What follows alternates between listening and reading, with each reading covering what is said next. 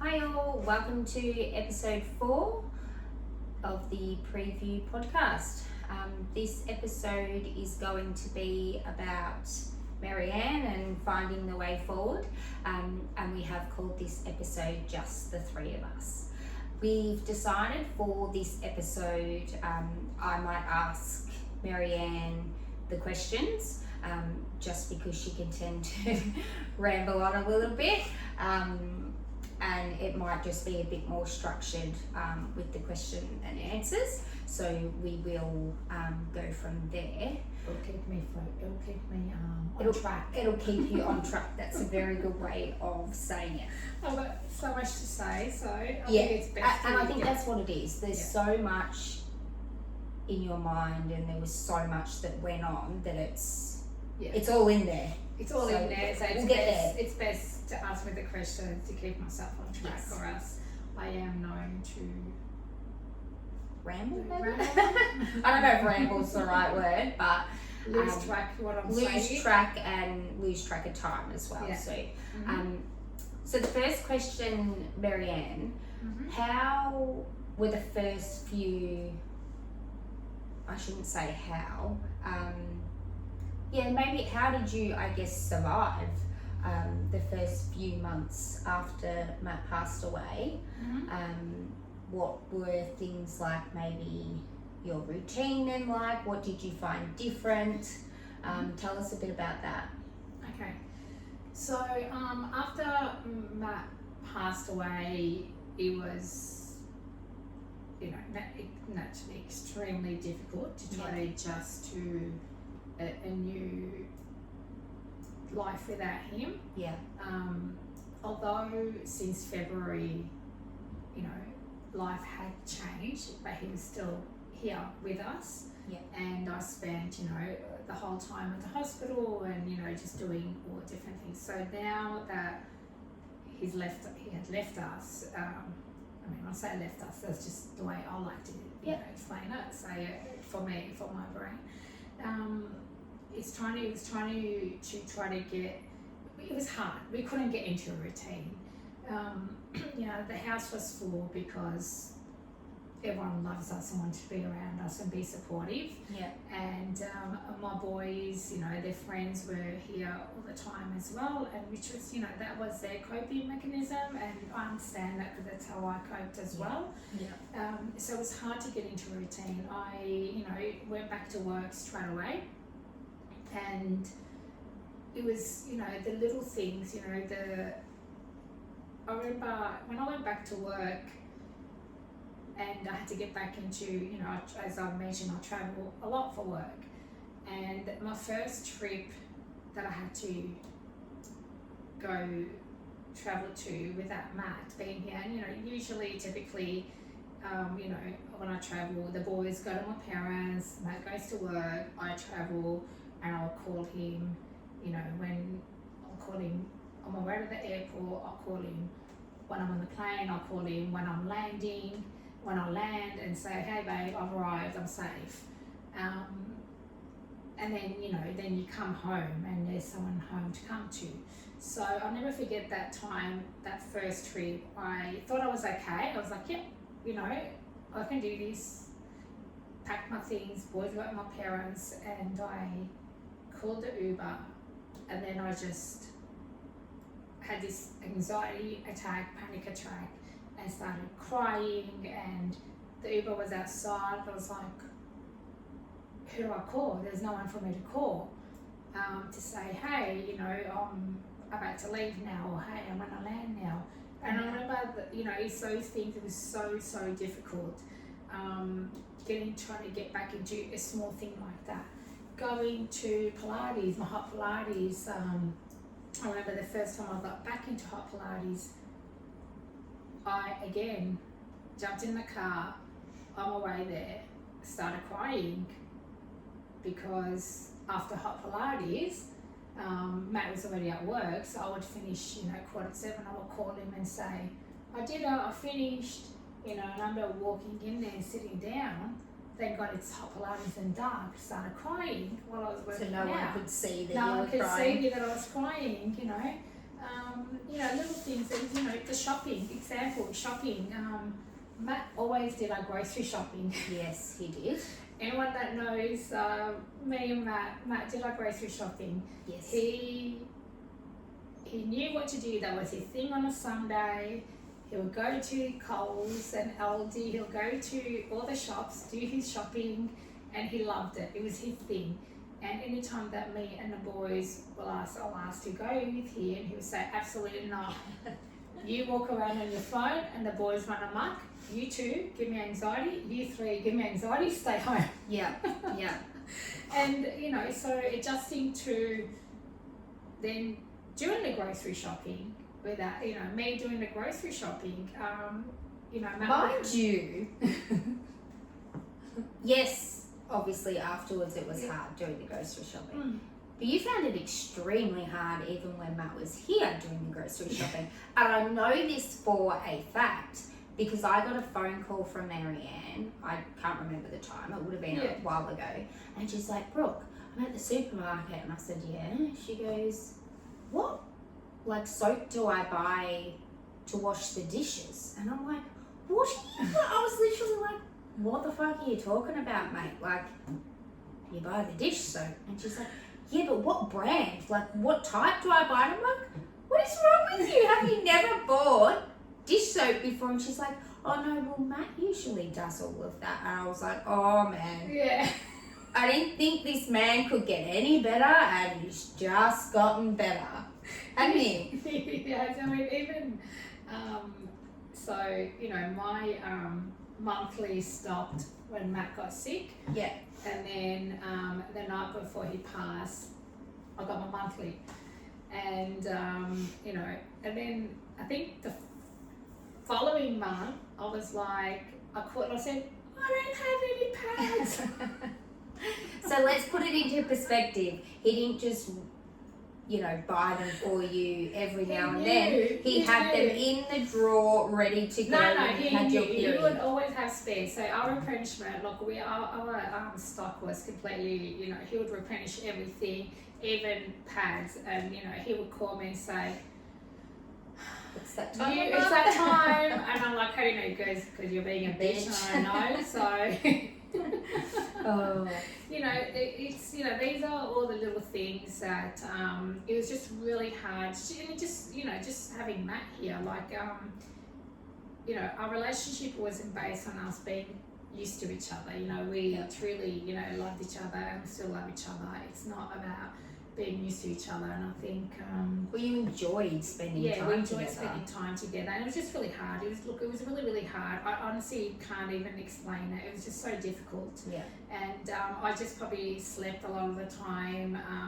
The house, and I loved having the house full because it just kept me going as well, kept the boys going. I used to go to bed earlier than the boys, always. I should just fall asleep. I never slept in our room, couldn't sleep in our room for a long, long time when I was in bed. I would just sleep on the couch, and to me, and I just didn't want to sleep in our room. You know, music, listening to music, couldn't listen to music because we always had music around the house playing, always on the weekend. So couldn't listen to music for a long time. You know, every night we would sit together and watch a show together, and, you know, we have certain shows that we watch, and couldn't watch TV for a long time as well. It was really, really difficult, just everything. It was just difficult, you know. Christmas, we had Christmas come around, couldn't celebrate it. I sent the boys with my in-laws, and then I just stayed home on my own, and but I think it was the best thing that I did for myself, staying home. I didn't fall in the pressure of that I need to go. I stayed home, I cleaned the house, I went for a walk with my little Willow, and I think that was the best thing for me. Yeah. We have a very special tradition, Matt and I, that we started with the boys. We do I love Christmas. Absolutely love Christmas. Everyone that knows me absolutely loves Christmas. And Matt loved Christmas too, loved didn't he? Christmas. Yeah. I made him love Christmas even more.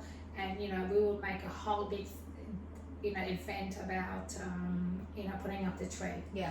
We would start from the morning with the Christmas carols, alternate on the Christmas carols, then Matt and the boys will start bringing all the Christmas decorations out, you know, from the garage, and we would start decorating, and we would always book in the calendar, this is our time as a family. We would just do that, and then he would make the roast or whatever, you know, there's always something, and we would just have so much fun with the boys. We listen to the music, we dance, then we do a Thanksgiving, sit around the table, and we, you know, go around in a circle and say thank you. It's such a beautiful tradition that we have been doing it every single year since the boys were little. Yeah. I could not bring myself to do it last year. I didn't want to put up a Christmas tree, but I just did because I didn't put up our Christmas tree, mine and Matt's Christmas tree, because we've had that since we got married. I just bought, or I can't remember, my parents, someone bought me, or I bought the pop-up one. It was just a quick pop-up one, no fuss, lights on, and that was it. So moving forward now, so you've gotten through your first Christmas without Matt. When you think about Christmas this year, are you thinking, you know, you're going to try and continue that tradition with your boys that Matt used to do, or are you going forward with sort of your own new tradition with the boys and how you want that to look? Honestly, I don't know. Yeah. I would love to continue the tradition that we had with their dad.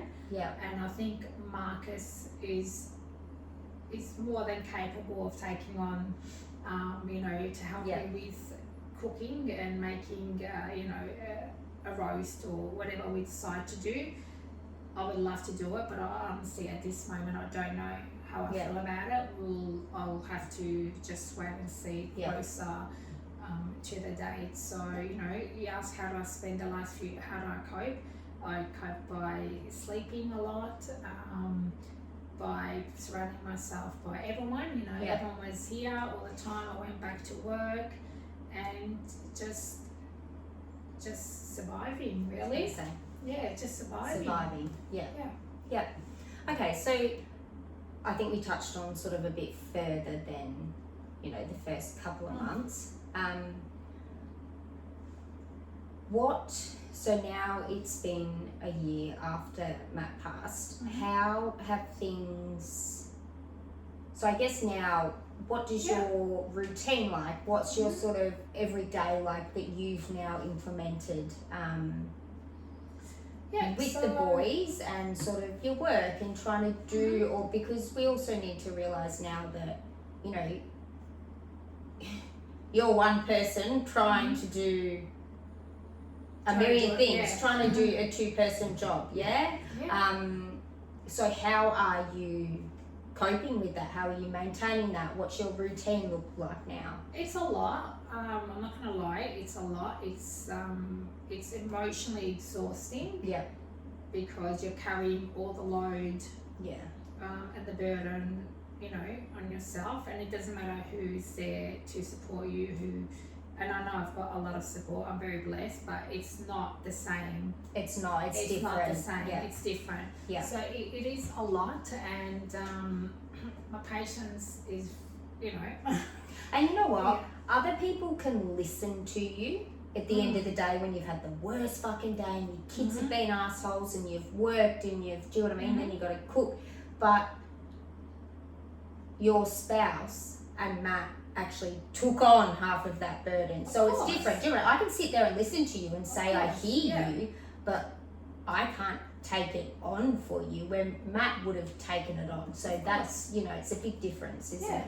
Yeah. So, you know, if I'm having a bad day, you know, with the boys, or in the morning they're giving me trouble because it's always, you know, me that's always had to get them ready for school. I would always, you know, call Matt and go, talk to your sons right now because I don't have time for this. I need to get to the office. Yeah. You know, so now, you know, a year later, you know, after Matt's passing, look, we're in a definitely better routine. Yeah. You know, the boys, you know, they know the place during the week. It's no one can block. You know, they're got to be in bed at a certain time. They know they got the activities. Don't get me wrong, it's a struggle every single day. You know, it's a struggle. It's a struggle, I go to work, I travel, it's, work is work, I get to work, travel, then I've got to come home and, I've got to try to then take them to their sports, or if their sports are conflicted, I'll get, my brother-in-law, God bless him, he helps with everything. Oh my God, he's amazing, He's the best. Yeah. He'll always help me, take, Nicholas to soccer training, then I can do the Marcus because he does basketball and football. So it is, but what I realised in that time as well, that now it's about making sure that I'm happy so my boys are happy. Yep. Because if I'm not happy, then I don't want my boys to grow up and resenting me that I was depressed and couldn't get out of bed. Not that I ever could not get out of bed. I didn't have that luxury to just sit in bed and I was always I'd never to me I never really had a chance to just sit and just grieve. I had to just keep going. From the minute I found out he was sick, just kept going, passing, just keep going. You just go. There's a difference between someone my age losing their husband to someone that's older, whose kids are all growing up and all that stuff, So I haven't had that luxury. I don't want boys to, I do not want, one thing I kind of went, okay, I don't want my boys to sit there and think my mum was depressed. I've continued on with life and I've showed them that, yes, we've been through a tragedy, but there's life. We need to keep on living. But I also remind them, I will not let you use your dad as an excuse to fail in life. Yeah. That I would not allow that. Your dad would not want that for you. So we have carried on with our life. Nothing has changed in a sense where since I'm still the same person. I still go out. I still like to have fun, and that's just the way it is. And the boys are at a different age. That's who you were, and that's who you were with Matt as well. Do you know what I mean? And also the boys are at a different age now. They're a completely different age to when Matt, first got sick. They are teenagers now, and they are busy doing their own, doing their own thing as well. And every day is very different. So that's how are we coping now? Look, we're okay. We're doing okay. Yep. You honestly don't. People say, how do you do it? I'm like, you have no choice. Yeah. You honestly have no choice. You gain your strength, and you don't have a choice in life. You either keep going, or you just fall into this depression and you sit there and be the victim. I'm not the victim. I've moved on from that. I was very much like, why us, why me? Don't get me wrong, I still kind of go, why, but not so much. I just think, unfortunately, that was our past and I don't know why. I'll never understand it. But we need to just keep moving forward, or I need to keep moving forward for the sake of my kids. I want them to have a happy childhood. I want them to grow into beautiful men, and I can't do that if I'm being miserable and depressed. Although they say I'm always angry, but they make me angry. That's kids though, isn't it? That's just how it is. But and I guess, your strength is what they see, which they and I want them to know that, we need to be strong, we're together. And I've got a close relationship with the boys, they're always like, I love you, Mum, and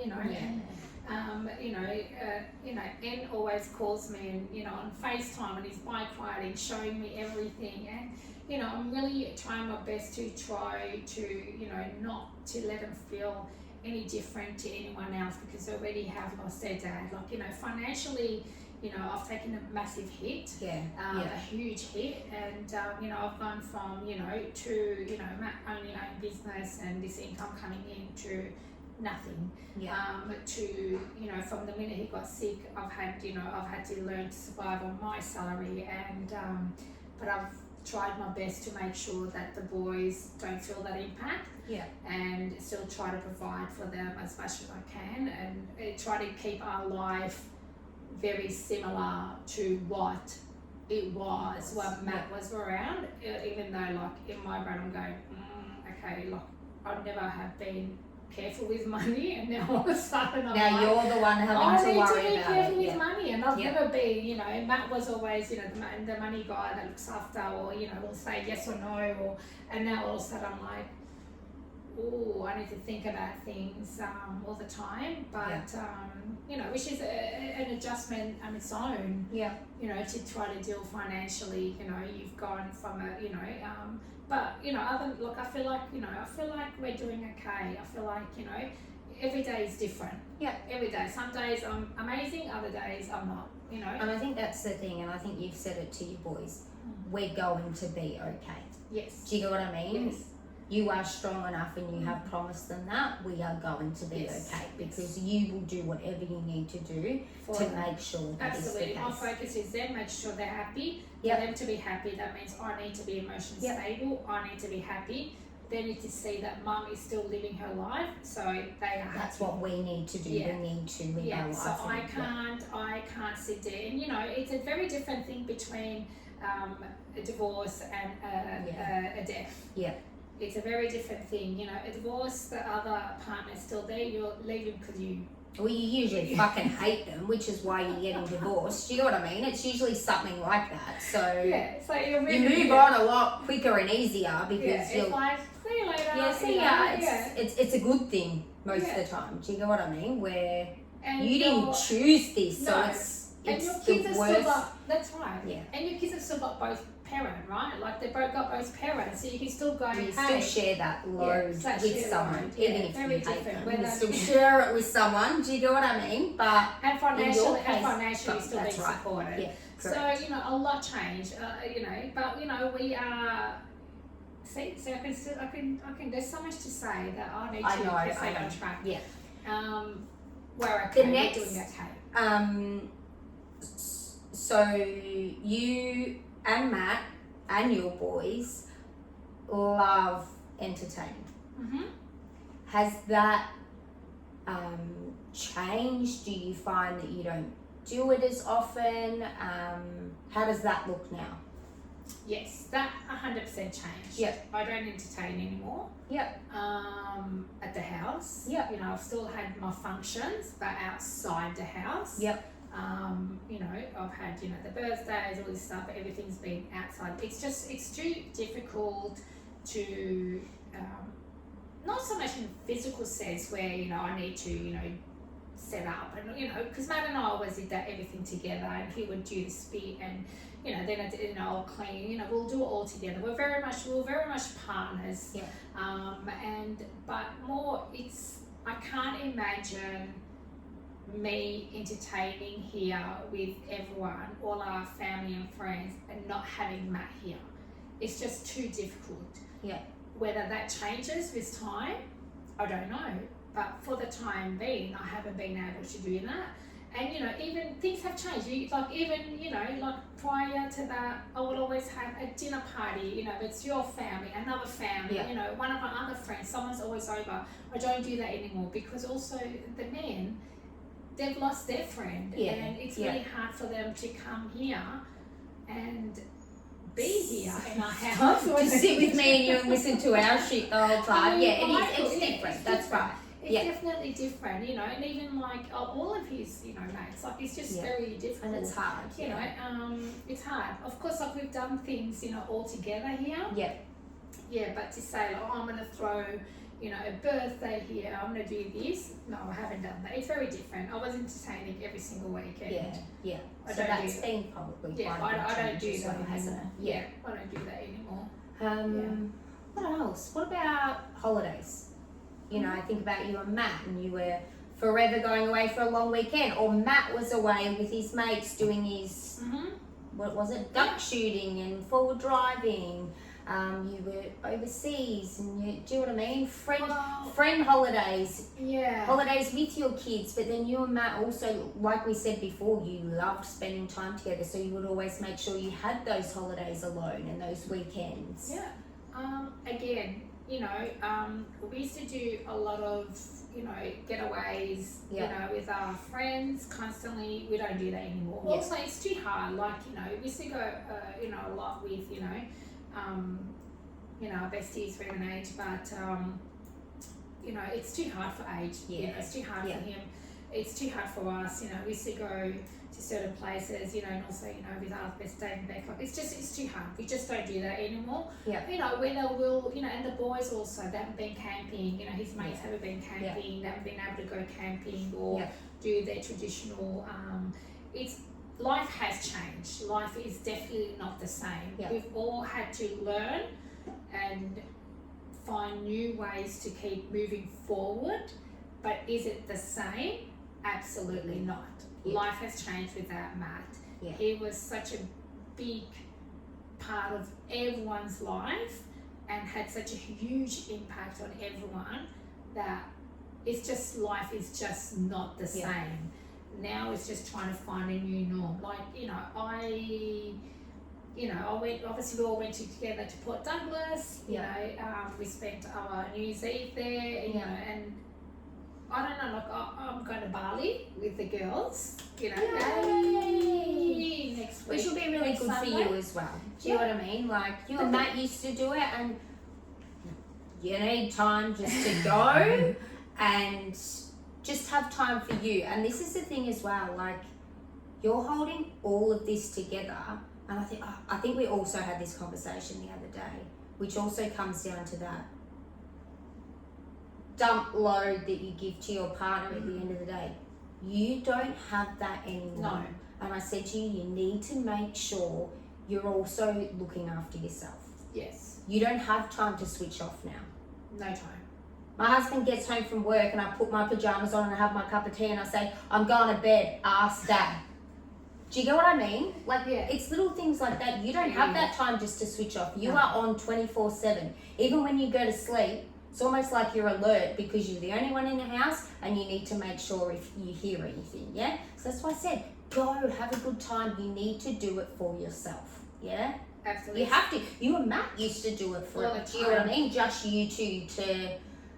Well, you still say connecting. It's been connecting and It is, but it's you need to refuel. Yes. You need to refuel in order to be able to do what you're doing now.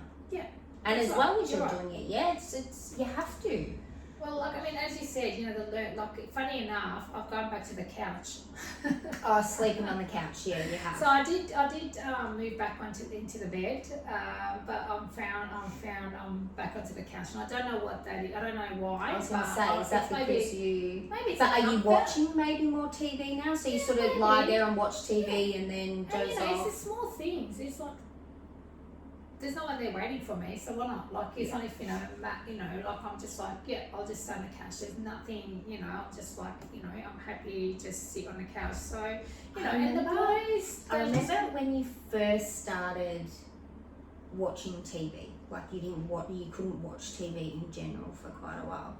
And then you first started watching TV again, and I would speak to you and you're like, oh, I just watched a really good movie. And I'm like, oh, what did you watch? And you're like, all I can watch at the minute is Christmas movies. I swear to God, you watched every single Christmas movie because that is the only thing you could watch, because it was almost like it kept your spirits high. They were always happy and go lucky. Yeah. It was so I just thought about that. I remember, and romantic movies. And I remember are you okay? Like, I'm like, no, I loved it. Yeah. Like, it But just I think made me they're happy. feel good. Yeah, it was that feel good movies. I'm like, no, I love watching all this. That just came to my mind. I was like, actually, I remember it was just Christmas movie after Christmas movie. Yeah. So look, I'm looking, you know, so holidays, you know, like, and the boys are like, we don't want to come with you to Bali. Yeah. No. Yeah.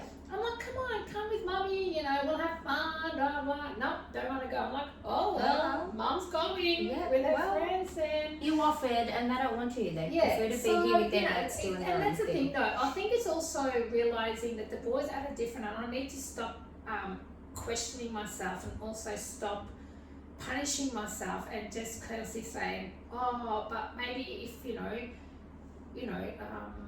I wonder if this would be like that if Matt was around, but they are teenagers now, so they probably would still be that way. Only different is I'll go, babe, deal with them. Yeah, Deal make with them them come. right Just now. make them come. Deal with them because I can't deal with them. But I remember being Marcus's age and Yeah. I didn't want to go on holidays with my mum and No, dad. I wanted to stay here and be with my friends and have fun. Absolutely. Yeah, And that's what they want. it's But, that age. Yeah, so life, holidays have changed. Yeah, things have changed. Yeah. But I feel confident that we will get back on track and we'll start. We'll, So I don't. It's so strange. And this again, I'm off track now. But it's so strange. I can't think about Matt. I have. Because if I think about him, I feel like those 3 months of him being sick robbed me of the memories of the last 20 years. Because anytime I think of him, all I can think of that 3 months and how he was sick.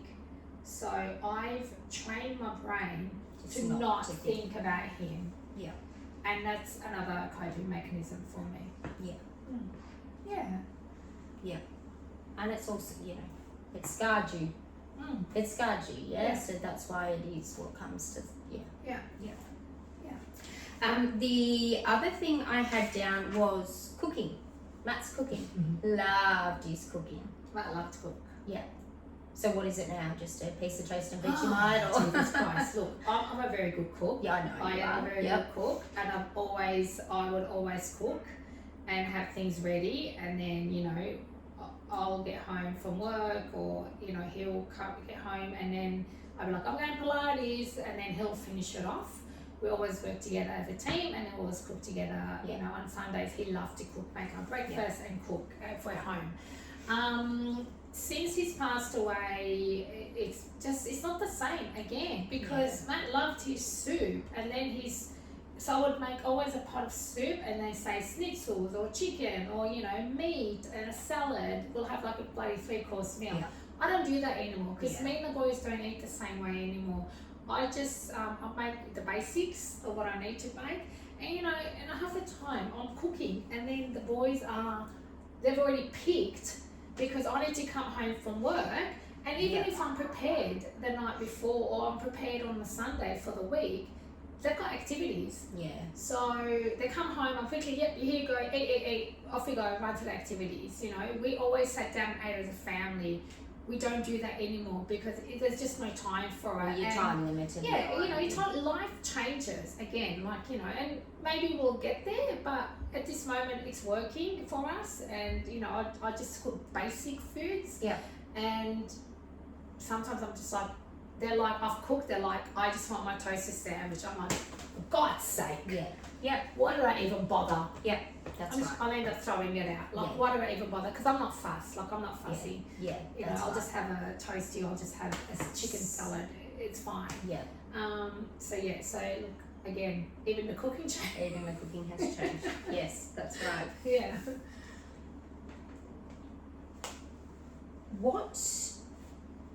So this was actually a question that we had come through for episode 3, but we missed it at the time. What would your advice be to someone who has gone through what you've gone through, or going through a similar situation?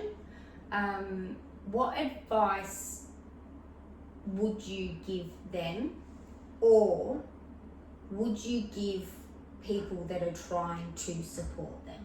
So if we break it down, what advice would you give to someone that's currently going through something similar to what you have? And what advice would you give to those trying to support that person? So if anyone's going through a difficult time in their life, whether it's any partner sick, or a separation, a divorce, or whatever, any kind of relationship, any big change that's happening in your life, is that lean on the people who love you the most. And it's okay to also to have your breakdowns, and don't let anyone tell you what is right and wrong, to how you should be dealing with the situation. You will get some people judging you on how you deal with things, or how you're grieving, or how you're not grieving. But at the end of the day, no one knows what you're really going through but you, yourself, on the inside. I don't need to walk around crying every day to prove my love for Matt. I don't need to walk around lying in bed to prove my love for Matt. I don't need to do that. And anyone that feels they need to do that, then you need to question yourself. I say you need to do what is right in your heart, and you just need to stay strong and don't let anyone dictate your life for you. Yep. And your future. At the end of the day, it's your future. You just need to live it. And if you feel like you need help, go and see that psychologist. If you need medication, go on the medication. I ended up going on the medication because that was the only way I was able to control my anxiety when Matt was diagnosed. How was I supposed to support Matt and be there for my boys when I would get up each morning and my legs were collapsing, could not stand up from that hand? And I've never suffered anxiety. I'm not someone to suffer anxiety. Never ever suffered from it. But I was so anxious. So I say, lean on the help. You need to see a psychologist, see one. You need to go on medication, go on medication. You need to go out and blow off some steam, go out and blow off some steam. Like, it's fine. You can do what you want to do, and no one has the right to tell you it's the wrong way. As for people who are you're supporting a friend, a family member, be there for them. Definitely be there for them, but also don't suffocate them.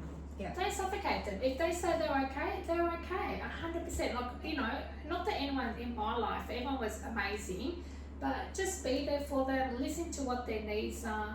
And if they say, hey, I'm okay, and you always will know your own friends anyway, your family members. You'll know if they're just saying they're okay because they don't want to be a bother, or they're just saying it because they genuinely mean it, Be there for them, but listen also to what they need. But also don't forget, it is like now, I'm going to say it's a two-way street. I don't expect just my friends to be there for me. I need to be there for them as well. And everyone, all the girls are like, oh my God, I feel bad, I'm complaining about it. So I'm like, do not feel bad. You're allowed to complain. I'm here for you as well. So just be there for each other and surround yourself by your loved ones. And we'll finish off with this. So other besties, Nick and Hayley, who is your sister and brother-in-law. So when Matt was in the ICU was obviously surrounded by all of our beautiful friends. And Nick went home. Nick is I find he's a very smart, wise man, so I really respect what he says. And he went home to Hayley and he said to her, we're gonna surround yourself by the people who are gonna be. So I actually had to write it down because I was trying to remember it today. You find out who your people are when something bad happens. When things are dark. Everyone is there when things are light, and that is true. Everyone is there when things are light, but who are there in the darkness? And I remember them saying, and they were at the hospital every single day as you were, and everyone were at the ICU, everyone was there. And they were just in awe, in shock at the people that were at the hospital, in the ICU. Everyone was just there. And they live their life now by who will be there in the waiting room for them. So they've said to me, they will only make the time and invest their time in people who will be there for them, God forbid, if anything was to happen. Who's going to be in your waiting room? Who's in your waiting room? Who's in your waiting room? Yep. So invest your time only in people who will be there. Ask yourself the question, who's going to be in my waiting room? If a tragedy happens in my life, who's going to be there? Who's going to be there to support me? Who, not just when I'm having a party. Everyone's going to attend my party. Yeah. Everyone's going to attend my party. Who's going to be there? That's a really good way to end it. Yeah. I hope that has given you all an insight into Marianne's life now and where you're at.